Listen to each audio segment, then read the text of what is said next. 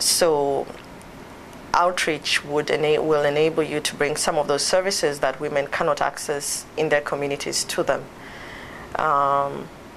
Bringing injectables to women through community-based distribution, for example, bringing longer-acting methods such as, IUD and tubal ligation through mobile clinics that can be brought out.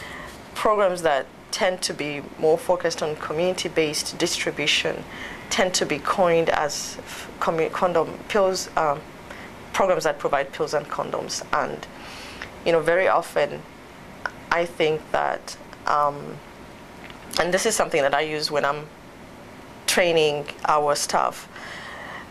I show them the effectiveness chart, and I show them, the effectiveness and, the shorter acting methods, and methods such as, spermicides, pills and condoms are at the lower range of the effectiveness chart. And the more effective methods are the methods that need to be accessed either through clinics or outreach. And very often community-based programs think that they don't need to include them, but unfortunately the women that we are working with are women who are more likely to be uneducated.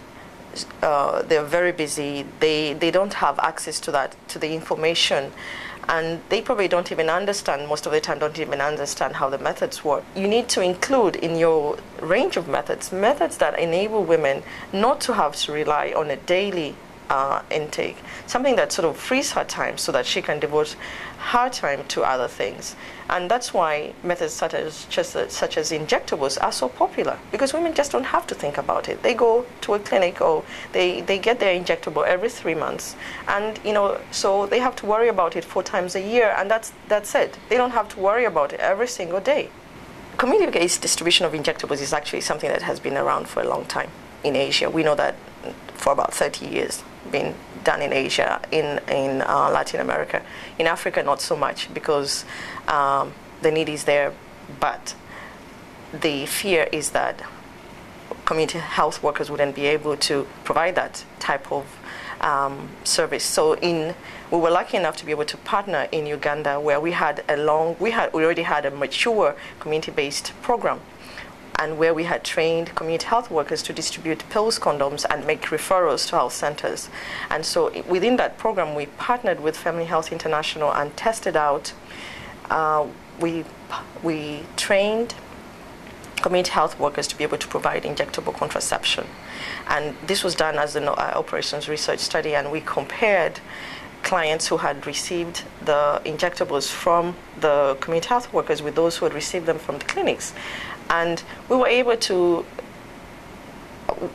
findings show that the clients who had received the injectables from the community health workers were actually more satisfied with the service. They were more likely to continue. It was not statistically significant, but they were slightly more likely to continue using the method, which meant receiving a second injection. They were happy with the care they received, and most importantly, there were no differences in side effects. So there were no infections, which is what we were fearing. There were no infections at site of injection or other problems with the method. So this has helped us now take community-based distribution of family planning into other districts. Everyone now is talking about task shifting. What are the tasks that we can shift to lower levels? That's one way of doing it. By training community health workers to provide this service safely, you're able to allow providers you are able to give them more time to focus on tasks that are more complicated. So what you need to do is ensure that they are properly trained, that they are properly supervised.